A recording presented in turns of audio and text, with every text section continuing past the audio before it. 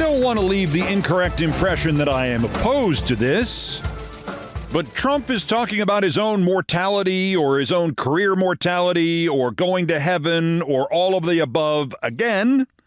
At the same time, he's talking about declaring insurrections and jailing more political opponents like Mayor Johnson and Governor Pritzker and any one of a dozen judges, including at least one he appointed, not prosecuting them this time, just jailing them. And as if it could get any worse, he specifically segued from the issue of wanting to prove to God that he's been good to how great all those missiles are at his naval base. Honestly, I don't know why the few remaining news organizations do not have entire departments devoted to analysis about which part of Trump's insanity is in charge today. It'll be very hard to be a good country. There's no reason to be good. I want to be good because you want to prove to God that you're good, so you go to that next step, right? So that's very important to me. I think it's really very important. And yesterday was amazing. We went to the naval base, the largest in the world, actually, and I saw things that were incredible. The level of I don't want to use the word weapons, but they are weapons. The missiles are flying. Hallelujah. Hallelujah.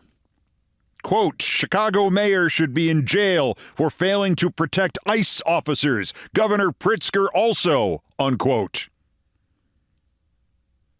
You could read that as saying that the Chicago mayor should be in jail for failing to protect Governor Pritzker, but I don't think that's what Trump meant. Then again, who knows? You and I know it should be Trump in jail because he's not only broken laws, he's nearly collected the complete set of broken laws already, to say nothing of him being in some kind of psychiatric facility because whatever is wrong with him, it's going faster. To say nothing of his Renfield, Stephen Miller, who talk about having news departments devoted to studying what's wrong with him today. Stephen Miller is manipulating Trump's untetheredness to reality and convincing Trump there really are insurrections and that Kash Patel isn't crazy when he says 5% of Chicago residents are active gang members and Trump has long been one of those does what the last person to talk to him tells him people. Miller has refined this into a self-fulfilling prophecy machine. Tell Trump there is an insurrection in Portland. No, Chicago. Chicago, turns out, is easier right now. Tell him there's ICE agents imperiled. Get him to send troops to Chicago. What troops? Who knows? Which ones are the worst, the most paranoid, the least traceable? Get the troops to try to provoke Chicago residents, and if they succeed, show that to Trump on Fox News and get him to declare whatever the residents do to be an insurrection, and poof, Stephen Miller has just fabricated an insurrection out of nothing in Chicago. This formula is how they get Trump to do anything, really. The whole mechanism of jailing his opponents has never been clearer than right now. You keep firing prosecutors until somebody, the one who won Miss Uncongeniality in the beauty pageant, is willing to sign the documents, and bang, James Comey is indicted, and you can say, see, Mr. President, he's been indicted. It's on Fox News. Even though ABC reported yesterday that Trump's main government witness will testify that Comey told him not to leak to the media. And this witness will almost certainly be branded a hostile witness, and the motion to dismiss will be filed by Comey's defense by a week from next Monday, the 20th, as will the motion to unseat the fraudulently appointed hairdo prosecutor. And the judge yesterday said, no, we're not slow tracking this process, just so you can keep telling Trump, look, the Comey trial is now 3 months long. Your damn indictment was a page and a half. What Miller and Patel and Pam Bondi do, and once again, my judgment was proved correct from 2006, I think it was, when Pam Bondi hit on me outside the men's room in the PBS station in Tampa. I think I said to her, I'm just getting in the car. I got to go to the airport to go to the moon.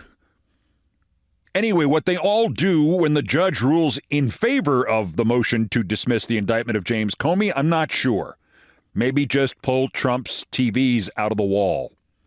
I've never understood why they didn't just set up their own version of Fox News in the White House basement or something and tailor 24 hours of programming just to him.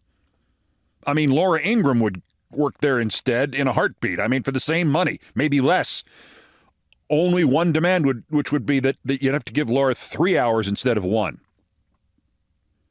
I guess they don't need a fake Fox News of their own when they have the fake Fox News that Rupert Murdoch gives them for free, although they are always running the risk something will happen in the real world that Fox will have to report anyway, and Trump will see it, which is why you will still see these spasms of rage by him against Fox. Still, it's largely a good and efficient system, and it's not very much larger nor more original in scope than the means by which the MAGA cult itself is manipulated. Decide what you want the outcome to be. Create a phony news narrative that supports it, especially if you can work in paranoia and racism and disguise them as something else. Have some faithful MAGA Republican say it while a fax camera is on him or on her. Put that on Fox. Trump sees it. The cult sees it. It becomes their reality. There are pitfalls. What do you do when Fox lies and CNN or the Washington Post tell the truth? Well, sir, you buy CNN and the Washington Post and you convert them to MAGA parrots. Yeah, well, but then what do you do about CBS News? You buy CBS News and you convert it, and you put an actual parrot named Barry Weiss in charge, which I will get to at length in a moment with the mystery of the broken number 3 CBS pencils story. Anyway, when the process creates an uncomfortable clash for one of Trump's slaves, like Speaker Mike Tiny Johnson, between Trump reality and reality, Johnson can then just employ the universal solvent, the 3 monkeys process. I didn't see it. I didn't hear it. I didn't say it. Should Mayor Johnson of Chicago and Governor Pritzker of Illinois be in prison, Speaker Johnson? Do you agree that the mayor of Chicago and the governor of Illinois should be in prison? Should they be in prison? Should the mayor of Chicago and the governor of Illinois be in prison? I'm not the attorney general. I'm the Speaker of the House, and I'm trying to manage the chaos here. I'm not following the day-to-day on that. Sure. Trump's invading cities, threatening elected officials. And like every 11th of those officials is somebody Trump once appointed or favored or defended. You remember Mike Pence, don't you, Mike Johnson? What are you going to do on that day when you are Mike Pence? But you're not following the day-to-day, we're all day-to-day, Mike Johnson. Mike, of course, then proceeded to go into the details of the day-to-day because, like everything else, it's bullshit multiplied by stupidity, and unfortunately, most of our Trump-infested nation either doesn't understand or doesn't know about it, and then there's that tiny sliver that actually supports it, which looks sometimes like a majority because we forget the majority actually has no idea about this because it's got nothing to do with entertainment news or sports news. Oh, Ronaldo is worth $1 billion now. Yes, I know who he is. Why do I care how much money he has? Why don't you do a segment on instead whether or not at 40 he's still any good at the soccer?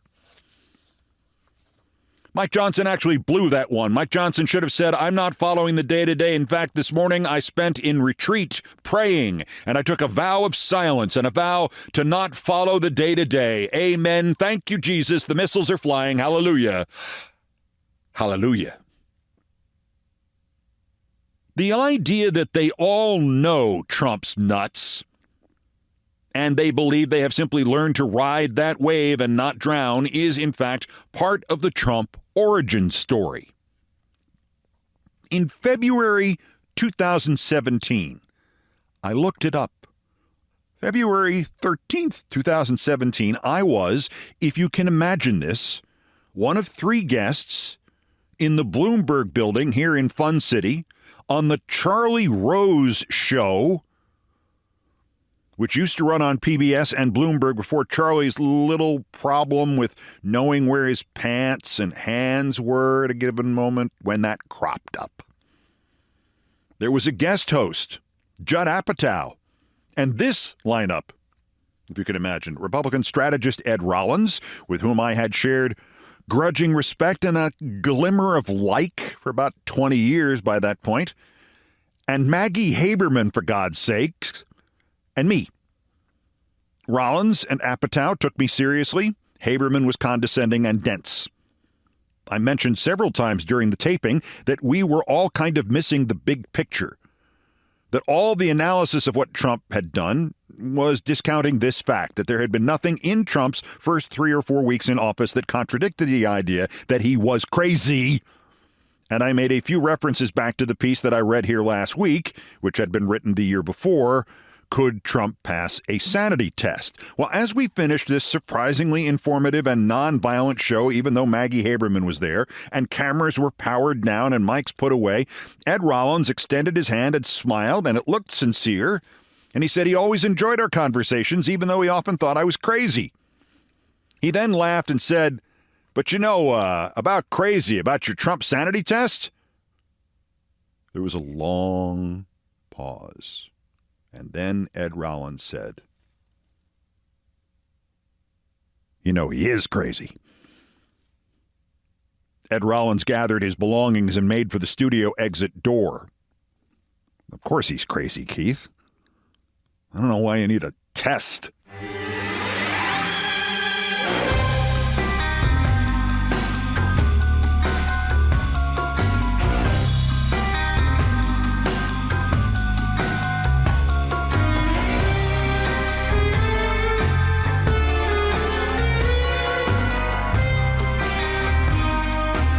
Every once in a while, the degradation and deterioration of American society, and particularly American journalism, just sort of seeps into the background, and we stop looking at how remarkable it actually is. At any other point in our history, if the daughter-in-law of the President of the United States had her own nominal news show on a cable news channel, it would be a scandal of unbelievable proportions, even if she were qualified. Lara Trump is qualified in the sense that she's almost as stupid as a native-born Trump. But we no longer notice these things. I was thinking of Lara Trump because she is wonderfully incompetent, even in her role as propagandist on Fox News, lobbing softballs at people who are barely able to answer softballs on behalf of her father-in-law. She is both the question and the answer. But I was thinking about her because I was trying to find somebody in my mind who would be worse than Barry Weiss to run CBS News. Barry Weiss, if you don't know who she is, has failed upwards from being the naivete and dumbing down editor of New York Times opinions. She was encouraged to leave and left and formed a new place called the Free Press, which is, of course, like everything else with a name on it in media today, it is the exact opposite of its title. It is not the Free Press. It is not free. There is nothing to do with freedom of the press in it. It is just another rationalization for fascism blog. And for some reason, because it has been dumbed down, it is essentially a Substack for idiots.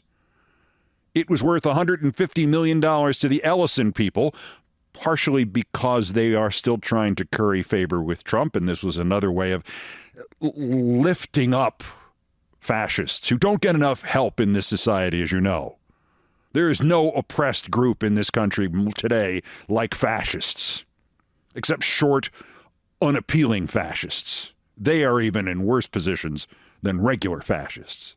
So in any event, Barry Weiss was bought out for about $150 million. That's one of the reports of her Free Press site. And as part of the deal, she was put in charge of CBS News. And I was just thinking, would Lara Trump be worse or better for CBS News? Well, Lara Trump has now about a year's worth of experience in television, so she'd be better qualified than Barry Weiss. We are watching once again those organizations in the news when they are needed the most in the history of this country, not only failing, but voluntarily jumping off cliffs. Here's the first step. You build up a center and left intelligence audience that has come to depend upon you over the decades, as the Washington Post did, as CNN did. You make no bones about the fact that the thing probably does tend to lean a little bit liberal because, well, facts, as they say, do lean a little bit liberal. But money leans in both directions and especially leans on liberals. And so no matter the news organization or its origins or its history or its importance at the moment, if it can be sold, it will be sold, and usually to the wrong person, even to a person who does the right thing at first and then figures, oh no, this is hurting my other products, and also it's encouraging Trump to blackmail me. Hi, Jeff Bezos, talking to you. Bezos apparently got away with it the first time. He announced that he was being blackmailed and he wasn't going to subject himself to it, or his now ex-wife. And he stood up nobly, and the Washington Post was there to say that democracy dies in darkness and it was going to shine the light. And then something else happened, and we don't know what it is. But then he got married to Lauren Sanchez, and all the fascists came to the wedding. And the next thing you know, the Washington Post is throwing all of its traditions and all of its readers out the effing window. There is a report from the invaluable and irreplaceable Oliver Darcy of Status, formerly of CNN, who is so important that I would expect him to be bought by an Ellison any time now, about more changes at the Washington Post this week. Benji Sarlin, the editor, he reports, is gone. Benji used to work with me. He was on Countdown. And several other people, according to people familiar with the matter, are out. Contractors were not spared. He says the legendary journalist Mark Fisher is out, who'd been with the Post for nearly 4 decades. The Pulitzer Prize winner David Hoffman is gone. Jack Schaefer, who I know, the media critic, is gone. And the economic columnist Heather Long, all out at the Washington Post. This, while the aforementioned Barry Weiss is taking over CBS News. Actually, it's Larry Ellison and my old friend Jeff Shell, who, having been basically career-ended at NBC by, Jeff Shell, got another chance and now will do whatever the fascist wants. He is now running CBS News along with the Ellisons and Barry Weiss, who I believe has the following experience in television. She's managed to turn a set on once. And the statement from Larry Ellison going into this debacle in which CBS News will be, what remains of it, totally dismantled and destroyed, and everybody who works there forever have the stink of being in at the end in which the place was killed from the inside, deliberately so that it would be silenced. Not that CBS News is the leader in anything, but it is part of the firmament, part of that remaining, now porous, see-through skeleton of American journalism. It's also its value, like in some respects recently the Washington Post, is more symbolic than anything else. It's as if the Democratic Congressional Committee were now run by Hawley of Missouri. Well, he looks better in the pictures. I know he's not a Democrat, but he's really good. Larry Ellison, who made money in tech, did a Wall Street Journal interview Monday in which he said, quote, "We want CBS to speak to that 70% of the audience that would really define themselves at center-left to center-right." Wow. You do? See, nobody ever thought about that, trying to maximize the audience. Nobody in American media ever thought once about trying to maximize the audience. Well, what a genius Larry Ellison is. He's going to go for a larger audience. Reminds me of the Bob and Ray character from their political sketch. The guy's running for president, and they said, which party's nomination you're going for? And he went, I figured out a mistake that they've all made. I'm going for both of them. That way I can get all the votes. We want CBS to speak to that 70% of the audience that would really define themselves at center-left to center-right. Mr. Ellison, I understand you don't know any of this because you've spent the last couple of decades simply counting money. And if you're willing to spend your entire life dealing with money, you can make all the money in the world and miss everything else that happens in it, like the fact that all those people at center-left no longer want to talk to all those people at center-right and vice versa. And more importantly, they do not respect nor understand nor even acknowledge the existence of the other side's institutions, like CBS News, like the Washington Post, like CNN. So what Ellison is doing at CBS with Barry Weiss is to replace everything that exists in the history of CBS News, from Edward R. Murrow to Dan Rather to Katie Couric, for God's sakes. Everything in that entire roster, good, bad, and okay, will be replaced by right-wing sewer droppings like Barry Weiss. And then just magically assume, because you have dumbed it down and made it available to right-wing and center-right people, that they will now start watching it too. I mean, where are those left-wing people going to go? It's not like there are other news networks. CNN did this and self-destructed. The ratings at CNN were competitive with MSNBC's 3 years ago. Then we all got licked. Chris licked. As this podcast began, so too did his reign of terror inside CNN. We saw what happened. Everybody thought, what a failure that was. No, it was a total success. They brought him in there to do that, to discredit everything that CNN did, to destroy everything that worked well, to take people off the air who were functioning in unusual positions because they were kind of protected, like Don Lemon, who had a purpose in this media firmament, and who they immediately put in a position where he could not be comfortable with the people he was working with. Is that Don Lemon's fault? On a personal basis, yes. But anybody who would look at that situation and say, we're getting our money's worth out of Don Lemon, let's move him into a position where we can't possibly get 35 cents out of him, it's their fault then. CNN did it. The Washington Post did it. 1.5 million cancellations, something like that in subscriptions. And now CBS under Barry Weiss, the former naivete and dumbing down editor from New York Times Opinions. A quote that the New York Times, a little too late, used in its profile of Ms. Weiss as she ascended to the throne at CBS News. She told the Federalist Society, the influential conservative legal group, you know, like the way the Luftwaffe was influential.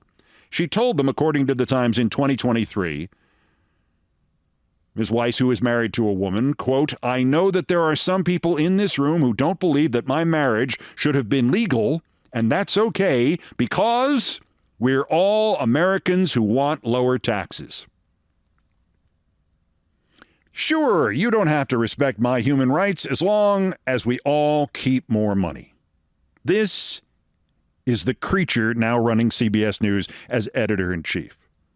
Sure, we'll send these people to prison camps. Sure, we'll raid their homes and march their children naked into vans while pretending we are opposed to pedophilia. Sure, we'll do that as long as our taxes come down. That's my job as the editor-in-chief of CBS News. Because I've got my marriage and it's okay, and you guys are going to leave me alone because I'm doing your bidding here. I believe, if you look carefully, Ms. Weiss, the deal you have made is not with CBS News and the Ellisons, but with the devil. I close from something that Oliver Darcy again wrote, and sometimes I feel as if I should just read his piece, his newsletter when it comes to the media. I'm quoting Max Tanney from Semaphore. Barry Weiss met, apparently, with the employees of CBS News as they sat there trying to figure out what else they could do for a living, or at least where else they could do it. And her last line to them, her exhortation to them was, according to Tanney of Semaphore, let's do the fucking news, unquote. The line, as Mr. Darcy writes, seemingly intended as a hip rallying cry, hit the wrong note, you think, instead leaving a number of staffers cringing, as the Independent's Justin Baragona reported. One CBS staffer told our Natalie Korach that they actually laughed at the remark. Suffice to say, if Weiss wants to actually win over the hearts and minds of the staffers she now leads, she's going to need to do a lot better than that. Well, that's almost unnecessary. She told the people at CBS News, the people who have helped to maintain CBS News in an environment that is anti-news, anti-intelligence, anti-washing your clothes, anti-not smelling like conservatives. They have kept this place together, and she's telling them, let's do the fucking news.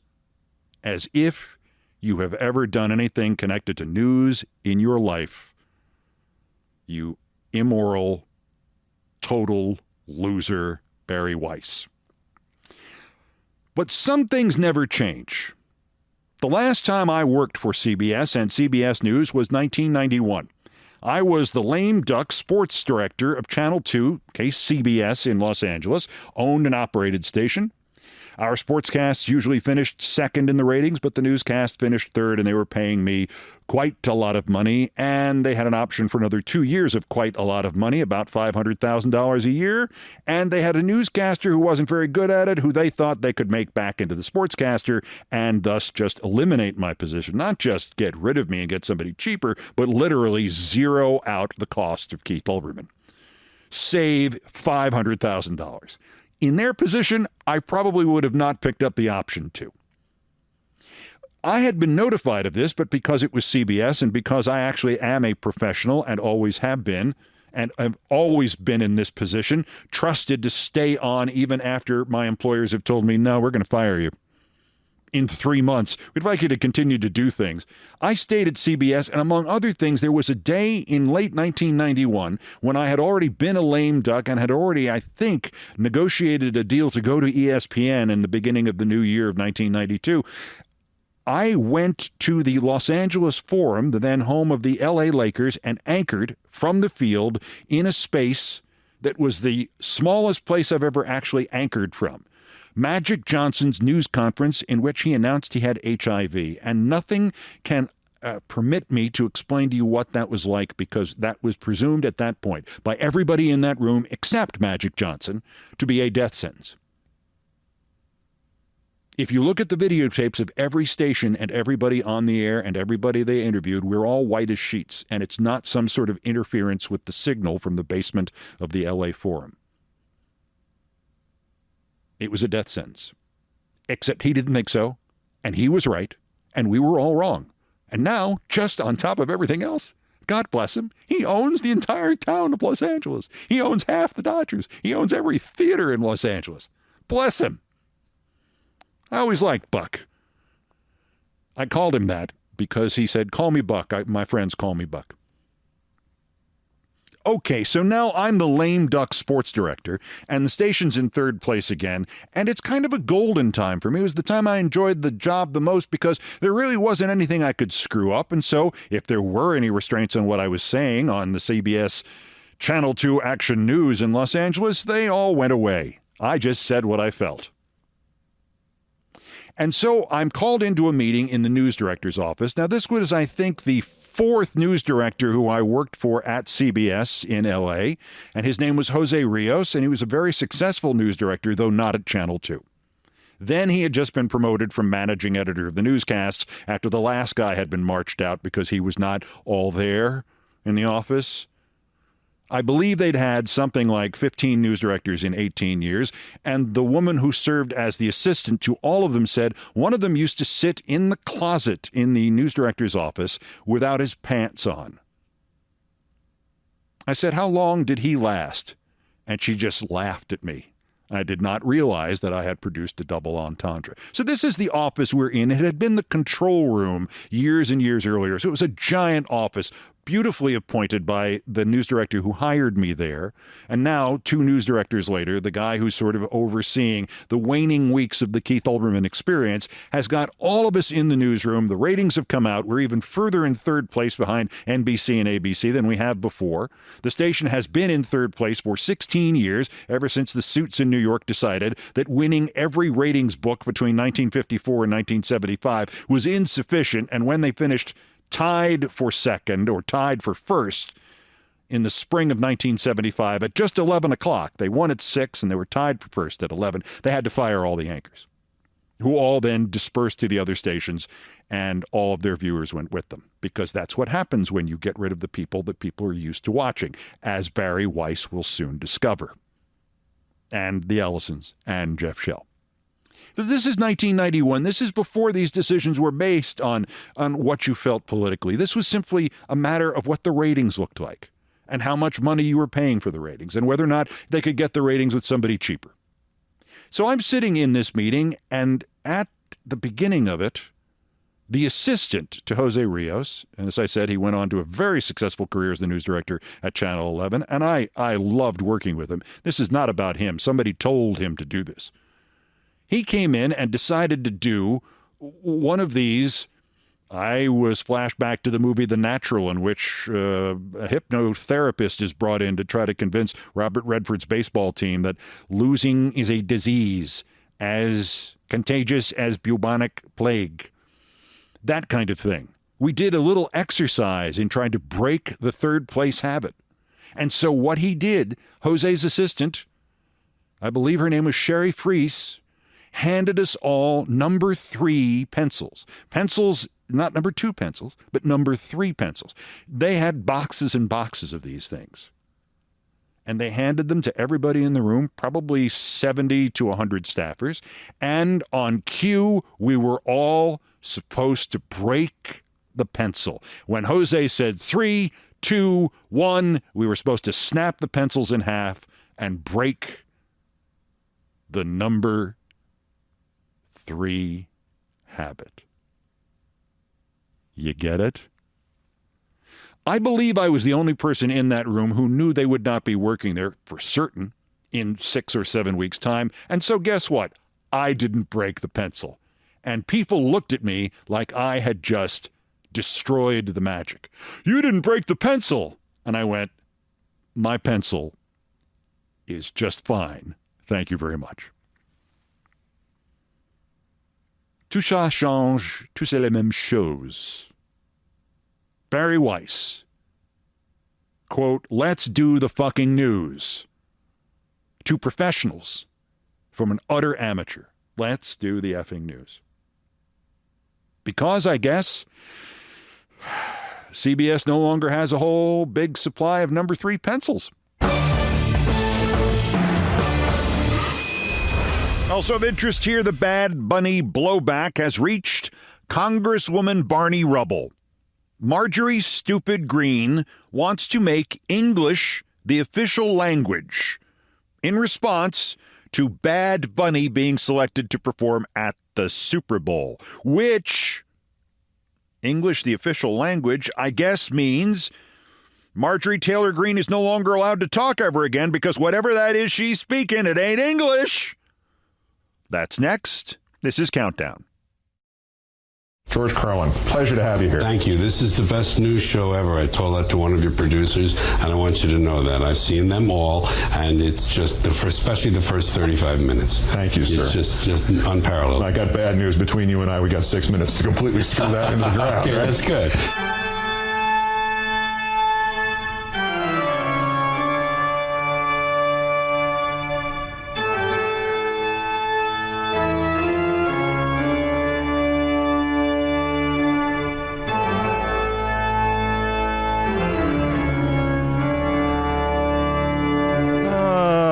Thank you, George, from wherever you are.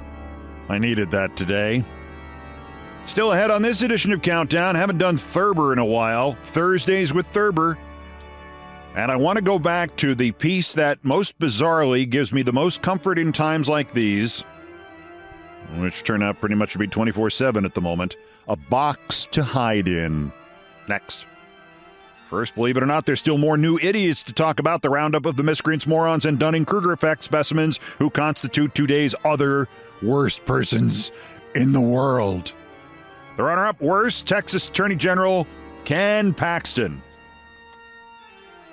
The cockroach of the judiciary.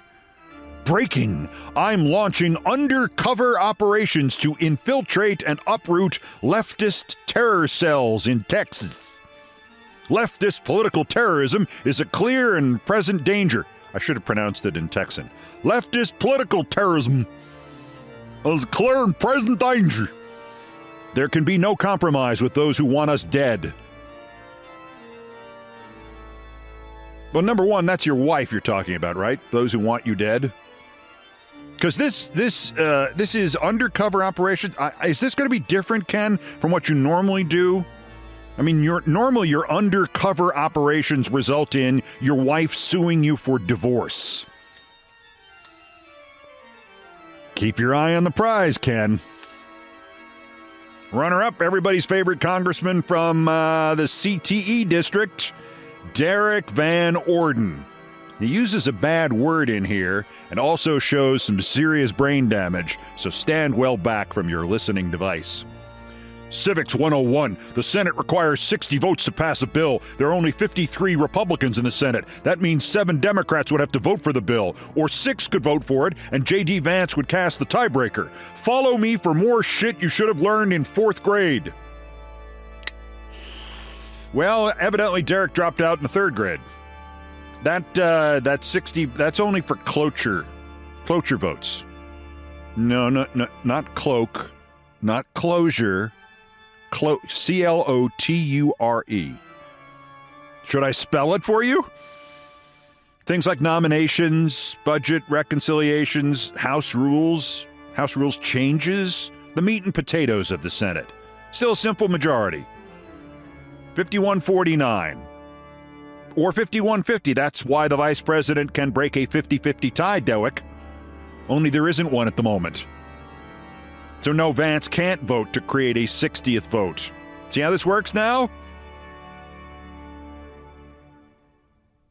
Civics 101. My God, he failed the course to get into Civics 101. Honestly, Congressman, I'm confident there is a walk-in clinic somewhere in Wisconsin where they can take you right now and scan your brain and see if whatever it is reversible. It could easily be the onset of something serious. Your brain does not work correctly. Please. Here's the frightening reality. There's somebody in Congress worse than him. Our winner, Marjorie Stupid Green. Never mind the fact that she figured out that Obamacare is necessary to keep the cost of her own family's medical premiums from doubling. That's just one burst of intelligence in a sea of gurgling crap. Bad Bunny says America has 4 months to learn Spanish before his perverse, unwanted performance at Super Bowl halftime. By the way, Speaker Johnson wants Lee Greenwood to perform. Lee Greenwood, one-hit wonder, 83 years old. 99% of the country has no idea who he is or that he's alive. Bad Bunny says America has 4 months to learn Spanish before his perverse, unwanted performance at the Super Bowl halftime. It would be a good time to pass my bill to make English the official language of America, and the NFL needs to stop having demonic sexual performances during its halftime shows. I know, madam, we need to leave the demonic sexual performances to you in the privacy of your own gym. But Marjorie Taylor Greene, you want to make English the official language? When you said that we were being pushed around by the gazpacho police? When you said rights were being flagrantly violated? When you insisted that something was like a peach tree dish? Marge, if you make English the official language, you'll have to go to jail, because that's not what you're speaking, dimbulb. Marjorie Taylor, she fails English and Van Orden fails 4th grade social studies. Green, today's other worst person in the world!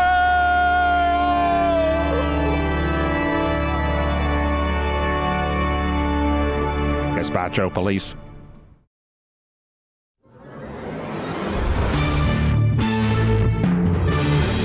It's been a long week.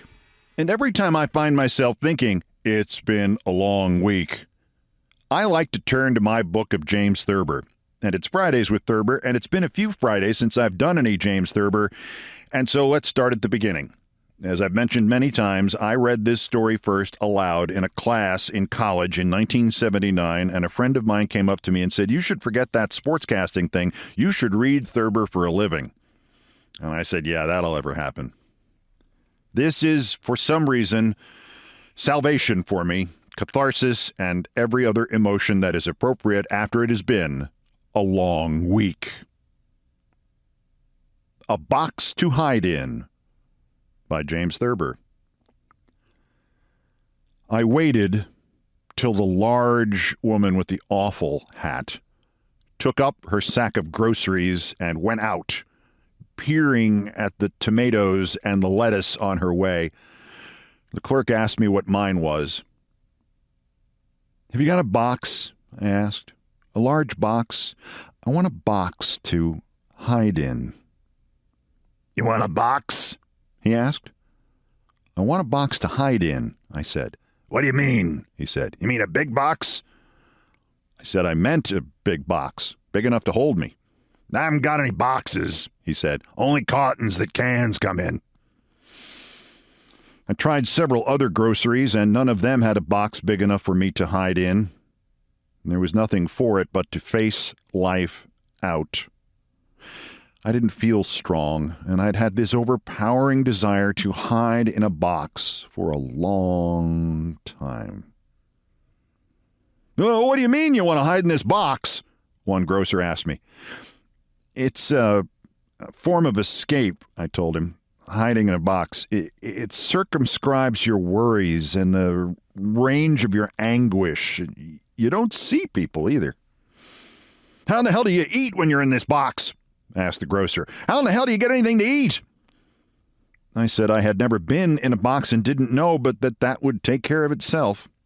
"Well," he said finally, "I haven't got any boxes, only some pasteboard cartons that cans come in." It was the same every place. I gave up when it got dark and the groceries closed and hid in my room again. I turned out the light and lay on the bed. You feel better when it gets dark. I could have hid in a closet, I suppose, but people are always opening doors. Somebody would find you in a closet. They would be startled, and you'd have to tell them why you were in the closet. Nobody pays attention to a big box lying on the floor. You could stay in it for days, and nobody'd think to look in it, not even the cleaning woman. My cleaning woman came the next morning and woke me up. I was still feeling bad. I asked her if she knew where I could get a large box. "How big a box you want?" she asked. "I want a box big enough for me to get inside of," I said. She looked at me with big, dim eyes. There's something wrong with her glands.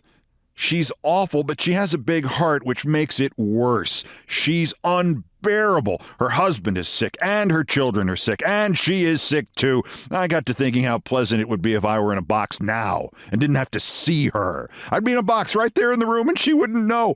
I wondered if you had a desire to bark or laugh when someone who doesn't know walks by the box you're in. Maybe she would have a spell with her heart if I did that and would die right there. The officers and the elevator man and Mr. Grammage would find us. "Funny doggone thing happened at the building last night," the doorman would say to his wife. "I let in this woman to clean up 10F and she never come out, see? She's never in there more than an hour, but she never come out, see? So when it got time for me to go off duty, why, I says to Krennic, who was on the elevator, I says, 'What the hell you suppose has happened to that woman cleans 10F?' He says he didn't know. He says he never seen her after he took her up. So I spoke to Mr. Grammage about it.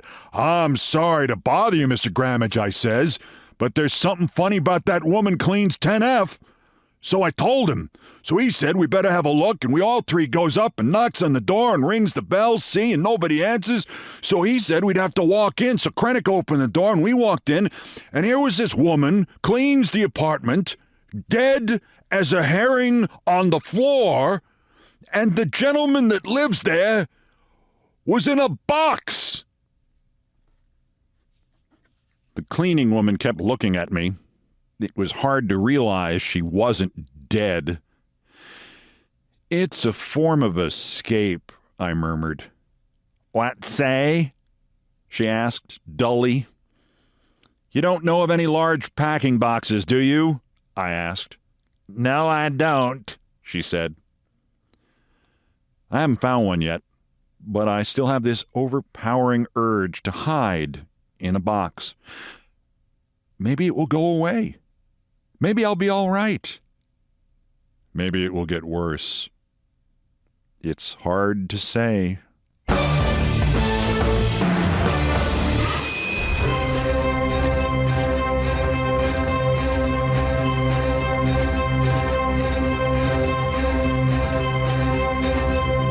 "46 years since I first read that in public. And I still didn't get any better at it. I've done all the damage I can do here. Thank you for listening. Most of our countdown music was arranged, produced, and performed by Brian Ray and John Philip Chanel, our musical directors of Countdown. It was produced by TKO Brothers. Mr. Ray was on the guitars, bass, and drums. Mr. Chanel handled orchestration and keyboards. Our satirical and pithy musical comments are by the best baseball stadium organist ever, Nancy Faust. The Olbermann theme from ESPN2, written by Mitch Warren Davis, is courtesy of ESPN Inc. That's the sports music when we do sports. Other music arranged and performed by the group No Horns Allowed. My announcer today was my late friend and inspiration, George Carlin. Everything else was, as always, my fault. That's Countdown for today, day 263 of America Held Hostage again, but just 1,200 days...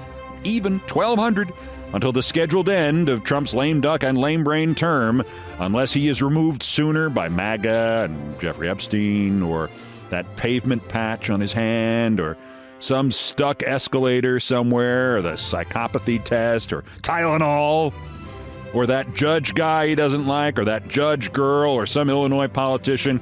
The list lengthens. Or the next scheduled countdown is Monday. I'll warn you right here, I may take this off. I don't know if you noticed a certain struggle recently, but in addition to the fact that I'm having some vision problems, it's not permanent. It's just you don't want to know what it is, but it's temporary. It's just lasting longer than it should. In addition to that, my back went out. It's like, oh my God, what am I, an old... Yes, I am an old man. Oh well, I may take the day off. We'll see. The next scheduled countdown is Monday. Maybe, maybe not. Till then, or whenever, I'm Keith Olbermann. Good morning, good afternoon, good night, and good luck.